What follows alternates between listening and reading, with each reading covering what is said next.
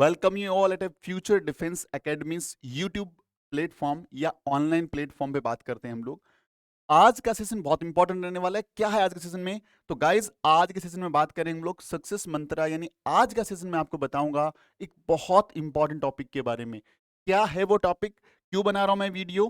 तो ये video basically मेरा एम है उन बच्चों के लिए बनाऊं जो बच्चे सैनिक स्कूल के एग्जाम को 9 जनवरी को देने वाले हैं।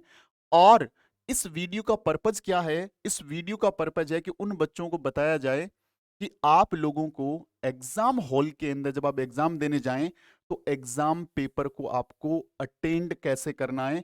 यानी ये जो अटेंड पेपर करना है वो एक इंपॉर्टेंट टॉपिक है। क्यों टॉपिक है? क्योंकि जितना आप टाइमिंग पूरे साल भर में एग्जाम की तैयारी में देते हैं, वो तैयारी को आपको एक्सप्लेन करना होता है या एक्सप्रेस करना होता है या बताना होता है या रिप्रेजेंट करना होता है। कब? एग्जाम के जो एग्जाम का ड्यूरेशन है, क्लास 6 के लिए इसमें 150 मिनट्स का टाइम मिलता है और क्लास 9th में 180 मिनट्स का टाइम मिलता है। यानी पूरे साल भर की आपकी मेहनत को वहां पे आपको रिप्रेजेंट करना है। तो वो क्लास के दौरान जब आप एग्जाम हॉल में बैठ गए, वो जो ड्यूरेशन स्टार्ट हो गया, उस ड्यूरेशन को मैनेज कैसे करना है वो बहुत इंपॉर्टेंट है। मैं उम्मीद कर रहा हूँ कि आप सब बच्चे बहुत अच्छे हैं और सारे के सारे बच्चे एग्जाम की प्रिपरेशन को अपने टाइम लोड के अकॉर्डिंग अच्छा कर रहे होंगे। मेरा वीडियो हो सकता है आपको थोड़ी सी हेल्प कर पाए। तो मेरी कोशिश है, मैं क्या समझता हूँ, मेरी क्या स्ट्रैटेजी है, मैं क्या मानता हूँ, या जो मेरे स्टूडेंट्स को मैं क्या बोलता हूँ वो मैं डिस्कस करने वाला हूँ। यदि आपको फ्रूटफुल लगे तो आप इसको देखिए और अप्लाई करिए। और यदि आप पहले से किसी एग्जाम पैटर्न को फॉलो कर रहे हैं या आप अपने पैटर्न के अकॉर्डिंग आप सेटिस्फाई हैं, तो कोई ज़रूरी नहीं है इस वीडियो को आपको आगे जाकर के इस चीज़ों को अप्लाई करने का, क्योंकि मेरा काम है उन बच्चों की हेल्प करना जो कहीं ना कहीं टाइम को मैनेज नहीं कर पा रहे। तो गाइस कैसे बात करेंगे इस वीडियो में हम लोग कि टाइम मैनेजमेंट का क्या सीन है, कैसे हमें टाइम मैनेजमेंट करना है। चलिए हम अगली इंपॉर्टेंट बात करते हैं कि क्लास, सबसे पहले क्लास 6 की बात करेंगे कि क्लास 6 में हमारे पास टोटल टाइम रहता है 150 मिनट्स का। टोटल क्वेश्चन रहता है 125। 4 सब्जेक्ट पढ़ने वाले हैं। रीजनिंग हो गया या इंटेलिजेंस हो गया, GK, English and maths. English में और सब्जेक्ट भी हो सकते हैं अकॉर्डिंग टू उनके स्टेट के अकॉर्डिंग। कोई बच्चा दूसरा लैंग्वेज भी यहाँ पे ले सकता है। ये 4 सब्जेक्ट में रहने वाले हैं। अब फर्दर क्या बात करेंगे हम लोग क्लास 9th में क्या रहने वाला है। क्लास 9th में बेसिकली यहाँ पे 4 के बजाय यहाँ पे 5 सब्जेक्ट आ जाएंगे, एक सब्जेक्ट एक्स्ट्रा इंक्लूड हो जाएगा और थोड़ा सा क्वेश्चन इंक्लूड, ज्यादा इंक्लूड हो जाएंगे। क्या हो जाएगा इसमें? टोटल 180 मिनट्स का टाइम रहेगा, टोटल 150 क्वेश्चंस रहेंगे और इसमें ये reasoning, English, science, SST and maths, यानी जीके के 2 पोर्शन हो गए। साइंस को अलग कर दिया, एसएसटी को अलग कर दिया। ये 5 सब्जेक्ट रहने वाले हैं। अब हम बात करने वाले हैं कि एग्जाम हॉल में हम 150 मिनट्स में या 180 मिनट्स में 125 क्वेश्चन या 150 क्वेश्चन को बनाए कैसे, क्या स्ट्रेटजी में रखनी है ताकि हम एग्जाम में अच्छे से परफॉर्म कर पाए। क्योंकि इंपॉर्टेंट क्या है कि हमें पूरे साल भर में जो पढ़ा है उसको रिप्रेजेंट करना है और बेहतरीन ढंग से रिप्रेजेंट करना है। वो टाइम स्लॉट को मैनेजमेंट करना बहुत इंपॉर्टेंट है। मैं क्या सोचता हूँ एग्जाम स्ट्रेटजी के बारे में, या मैं बच्चों को क्या बोलता हूँ कि आपके पास जो 150 मिनट्स हैं और आपको 125 क्वेश्चंस बनाने हैं, और ये क्वेश्चंस कौन से सब्जेक्ट से कितने आ रहे हैं ये आपको नो डाउट पता होगा, फिर भी रिपीट कर लेते हैं कि रीजनिंग इंटेलिजेंस के 25 क्वेश्चंस आएंगे, जीके के आपके 25 क्वेश्चंस आएंगे, इंग्लिश या कोई भी जो आपने लैंग्वेज ले रखी है उस लैंग्वेज के 25 क्वेश्चन आएंगे और मैथ्स के क्वेश्चन आएंगे 50। यानी ये बहुत इंपॉर्टेंट टाइम मैनेजमेंट करने के लिए जरूरी है, मैथमेटिक्स को बहुत अच्छे से देख पाना और इसके लिए टाइम निकाल पाना। मेरी स्ट्रेटजी ये रहती है कि मैं जिस सीक्वेंस में सब्जेक्ट लिखे हैं उसी सीक्वेंस में बच्चे को बोलता हूँ आप एग्जाम को अटेंड करिए, ऐसे आप चलिए वन बाय वन। सबसे पहले, क्योंकि जब आप एग्जाम हॉल में पहुंचते हैं तो फ्रेश माइंड से होते हैं, एकदम कूल होके जाइएगा, आराम से बैठिएगा, किसी आसपास वाले को नहीं देखना वो क्या कर रहा है, क्या सोचता है, कोई दिक्कत नहीं, क्योंकि आपकी जर्नी के बारे में सिर्फ आपको पता है या आपके पेरेंट्स को पता है। तो एकदम कूल रहिए। दूसरे बंदे एग्जाम हॉल के बाहर बैठ के किताबें पढ़ रहे हैं या कुछ भी कर रहे हैं, कोई दिक्कत नहीं है, आप अपनी प्लानिंग के अकॉर्डिंग जाइए। एग्जाम सीट पे बैठने के बाद सीक्वेंस, क्योंकि आपको माइंड को कूल रखना है और रीजनिंग ऐसा सब्जेक्ट है जिसके अंदर आपका प्रेजेंस ऑफ माइंड है वो बहुत इंपॉर्टेंट है। तो रीजनिंग को सबसे पहले निपटा देना चाहिए 25 क्वेश्चंस को। उसके बाद आपको जीके पे आना चाहिए, क्योंकि जीके में आता है तो यस, नहीं आता है तो नो, सिंपल सी बात है। यहाँ पे ज्यादा कुछ सोचना नहीं है आपको।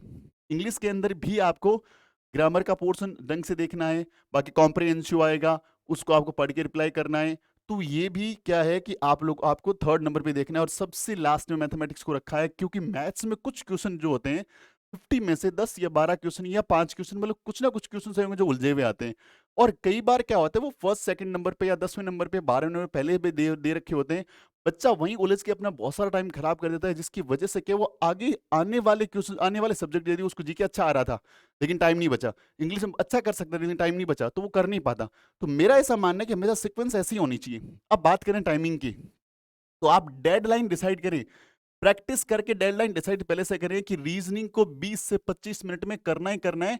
मैंने लिखा है विद ओएमआर, ओएमआर सीट भरने का टाइम भी इसी के अंदर इंक्लूड है। आपको ओएमआर को टाइमिंग सब्जेक्ट के साथ साथ देना है। ऐसा नहीं है कि आप पूरे क्वेश्चन बना रहे हैं, लास्ट में ओएमआर सीट भर रहे हैं। मैं अगेन रिपीट कर दूं, ये मेरी स्ट्रेटजी है, मैं ऐसा सोचता हूं, मैं मेरे स्टूडेंट्स को ऐसा बोलता हूं। आप यदि अपने तरीके से बढ़िया कर रहे हैं तो वेल एंड गुड है, उसको चेंज करने की जरूरत नहीं है, क्योंकि अभी 2 दिन बचे हैं, 2 दिन में यदि कुछ चेंज करते हैं आप, तो आप लोगों के लिए ये वीडियो या मेरी स्ट्रेटजी आप लोगों को थोड़ा-सा गड़बड़ कर सकती है। तो मैं आपको पहले रिपीट कर दूं कि जो बच्चे टाइमिंग को या कहीं न कहीं एग्ज़ाम को ये थोड़ा टेंशन में है या टाइम मैनेजमेंट नहीं कर पा रहे हैं, उसके लिए स्ट्रेटजी 100% काम करने वाली है। तो क्या है बच्चा, कि आपको रीजनिंग इंटेलिजेंस के 25 क्वेश्चन को 20 से 25 मिनट बनाना है। सेकंड नंबर पे जीके को पिक करना है, 25 क्वेश्चन, इसको 15 से 20 मिनट में ही बनाना है, क्योंकि यहाँ पे आपकी रीडिंग स्किल अच्छी होनी चाहिए, आपको क्वेश्चन को पढ़ना अच्छे से है। बहुत सारी बार क्या होता है, हम लोग क्वेश्चन को अच्छे से नहीं पढ़ते और ऑप्शन में हाँ या ना के अंदर, भाई कई बार पूछा ये इनमें से क्या होगा या इनमें से क्या नहीं होगा, वहां पे बहुत सारी सिली मिस्टेक्स मैं देखता हूँ बच्चों की। तो वो नहीं करनी, क्वेश्चन में रीडिंग स्किल पे ध्यान रखना है, अपने क्वेश्चन को पढ़ते हुए बहुत ध्यान से पढ़ना है, और क्वेश्चन का रिप्लाई आपको करना है कि 15 से 20 मिनट में विद ओएमआर सीट, यानी मिनिमम 15, मैक्सिमम 20 है, 20 से ऊपर तो एक्सीड करना ही नहीं है, वरना पेपर नहीं अटेंड कर पाएंगे आप। अगली बात करें इंग्लिश की, तो इंग्लिश में भी क्या याद ध्यान रखना है, अगेन आई रिपीट की रीडिंग स्किल 25 क्वेश्चन है, इसके अंदर कॉम्प्रिहेंसिव पैसेज भी आने वाला है, और उसमें जितनी आपकी रीडिंग स्किल अच्छी होगी उतना ही आप अच्छे ढंग से इंग्लिश को अटेंड कर पाएंगे। और इंग्लिश के भी हर चीज़ को बहुत ध्यान से पढ़ना है, कहाँ यस लिखा हुआ है, क्या नो लिखा हुआ है, क्या पूछ रहे हैं, वो चीज़ों को देखना है। जनरली अच्छे बच्चे जो तैयारी प्रॉपर प्लानिंग से करते हैं, वो जो मिस्टेक करते हैं वो बहुत छोटी छोटी मिस्टेक्स करते हैं, तो हमें छोटी मिस्टेक्स पे ध्यान देना है अभी लास्ट स्टेज में। तो इसके लिए भी आपको 15 से 20 मिनट का समय देना है। और लास्ट रहता है मैथमेटिक्स, इसके लिए आपको 80 टू 85 मिनट्स का टाइम है, जो मच इनफ है। क्योंकि देखिए बच्चा बोलेगा कि सर इसका मतलब तो हमें एक क्वेश्चन को 1 से 1.5 मिनट में 100% करना होगा, बट कुछ क्वेश्चन तो होते भी नहीं है। हाँ बिल्कुल, कुछ क्वेश्चन ऐसे भी आएंगे जो आपके 2 से 3 मिनट खा जाएंगे, लेकिन बेटा कुछ क्वेश्चन ऐसे आएंगे जो 10 सेकंड में भी हो सकते हैं, यदि आपने वीडियोस को अच्छे आपने अपने पढ़ाई को अच्छे से किया है, आपने फॉर्मूलेज आपको अच्छे से आते हैं, आपको पुट करना अच्छे से आता है, आपको कुछ शॉर्ट ट्रिक्स अच्छे से आती है, तो आप आराम से 10 सेकंड में, 10 12 15 सेकंड में कर सकते हैं, तो कोई दिक्कत नहीं है। कुछ ऐसे 5 10 12 क्वेश्चन आ भी जाएं तो कोई टेंशन नहीं, हम टाइम को कवर कर लेंगे। और ये सारा का सारा वीडियो हमारी सीट है। यदि आप इसी स्ट्रेटजी को फॉलो करते हैं तो आप 100% पूरा पेपर अटेंड कर पाएंगे, और अच्छे से अटेंड कर पाएंगे, एग्जाम हॉल के बाहर निकल के आप सेटिस्फाई होंगे, यस आई डिड वेल, मैंने बहुत बढ़िया किया। रिजल्ट क्या रहता है, इस पे ज्यादा टेंशन फोकस नहीं करना, हमें एग्जाम को अच्छे से देना है। रिजल्ट को लेकर ना तो पेरेंट्स से मैं हाथ जोड़ के रिक्वेस्ट करूंगा कि पेरेंट्स अपने बच्चे पर रिजल्ट का प्रेशर मत डालिए, उसको परफॉर्म करना सिखाइए। उसको बोलिए बेटा जा पेपर दे के आ यार, पेपर जैसा भी होता है कोई दिक्कत नहीं है, तुझे तेरा पोटेंशियल देना 100%, इन 2-3 दिनों में बढ़िया से पढ़, पेपर तक जा, पेपर को अच्छे से परफॉर्म कर, एकदम चिल होकर के, मस्त होकर पेपर दे के बस। और बच्चे को भी ये स्ट्रेटजी का ध्यान रखना है, यार ये जस्ट एक पेपर है, बहुत बड़ा हुआ नहीं है, एक बच्चे का पेपर है, कोई टेंशन वाली बात नहीं, पेपर होना है, नॉर्मल सा पेपर है।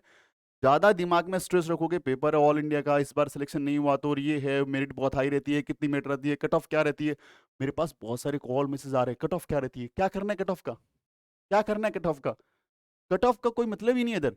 कट ऑफ कितनी भी रह सकती है, डिपेंड करता है पेपर पे, आपके बच्चे पे, या स्टूडेंट आप पे डिपेंड करता है। तो कट ऑफ के पीछे मत भागिए, वीडियोस मत देखिए ऐसे, बच्चे को देना है तो टाइम दीजिए उसके पास बैठ करके। और बच्चों को बोलूंगा आपको टाइम चाहिए तो कट ऑफ के वीडियोस ढूंढना बंद करो, मेरिट का वीडियो देखना बंद करो, आप इसकी बजाय सोना स्टार्ट करो, थोड़ी देर रिलैक्स करो, सो जाओ, बढ़िया खाना खाओ, अच्छे से रहो, और खूब सारी पढ़ाई करो, उसमें टाइम लगाइए। क्योंकि कट ऑफ का वीडियो देखने से आपके आपके मार्क्स अच्छे नहीं जाने वाले। कट ऑफ क्या रहती है कोई फर्क नहीं पड़ता, आपको तो टॉप मारना है, कट ऑफ के उनको देखने जिनको पढ़ना नहीं था।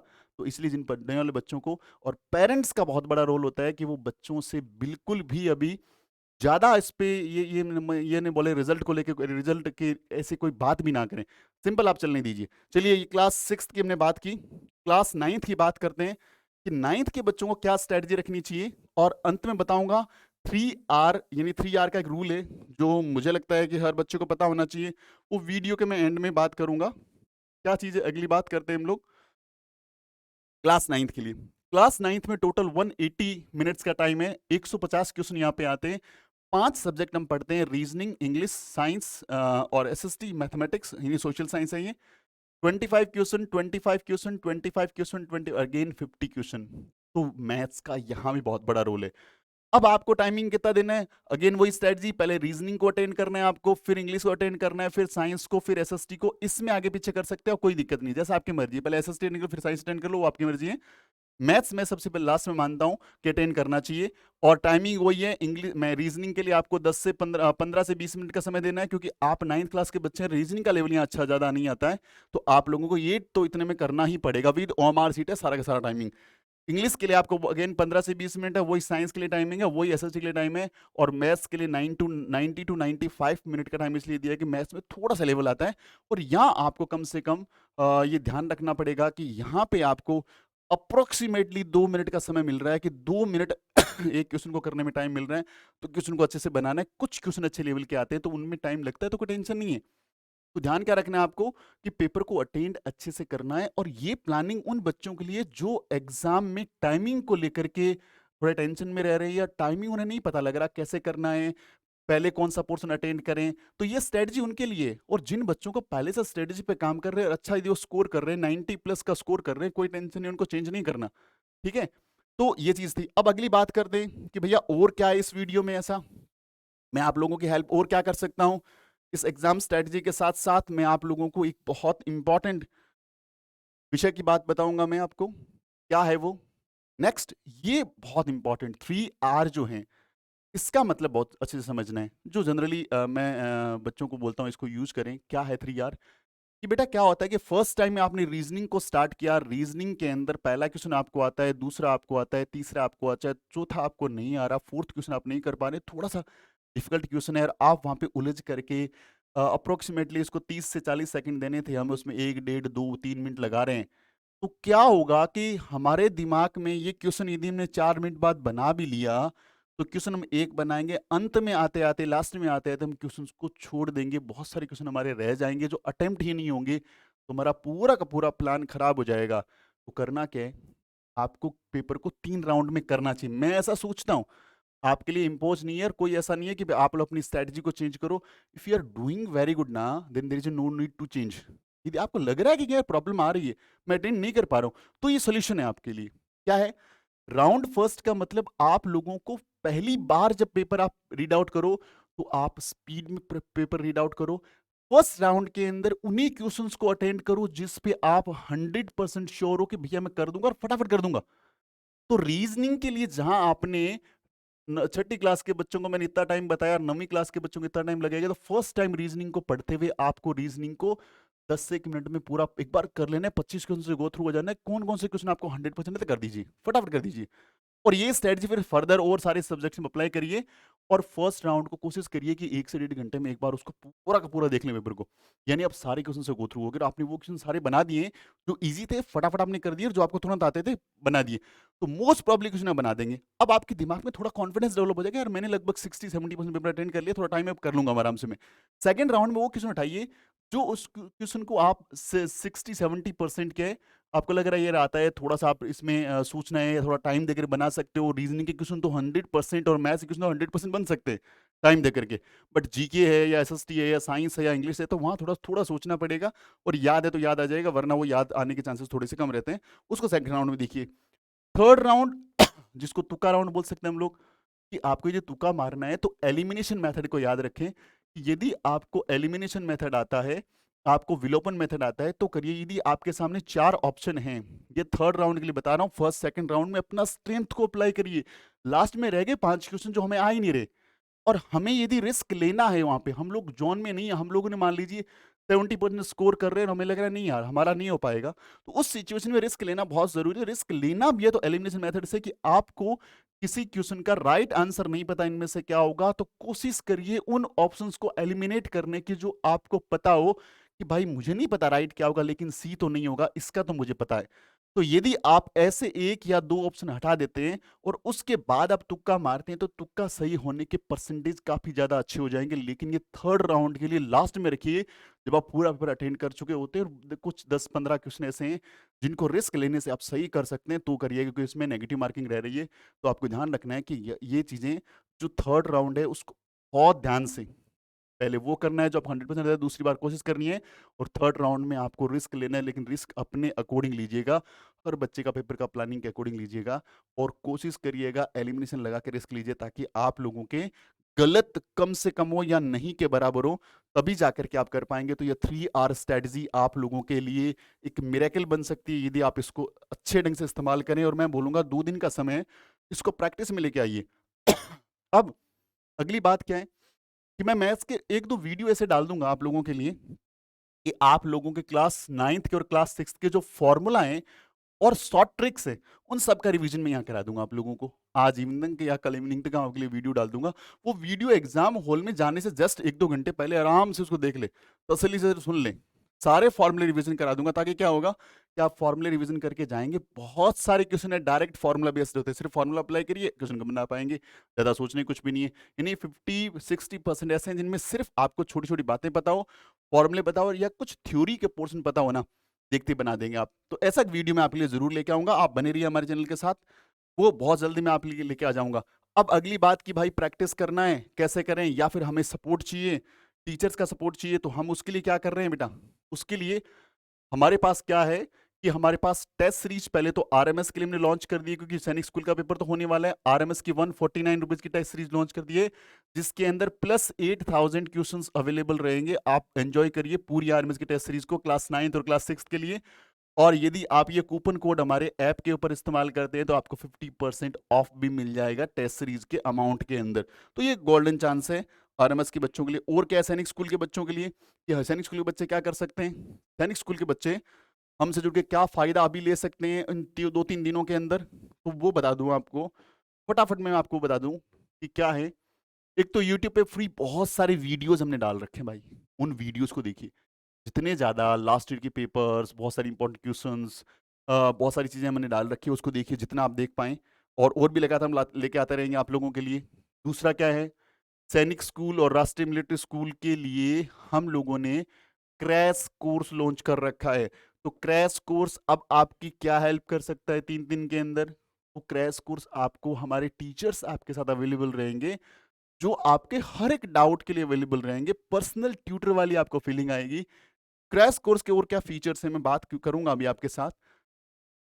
अब आपको ये क्रैश कोर्स हमारा ओनली 49 रुपीज का है दोनों के लिए ही, यानी आरएमएस का बच्चा भी इसको एंजॉय कर सकता है, सैनिक स्कूल के ये हमने इसको 299 में कर रखा है, तो आरएमएस का बच्चा भी परचेज कर सकता है, 23rd तक वो इस कोर्स का एंजॉय कर सकता है।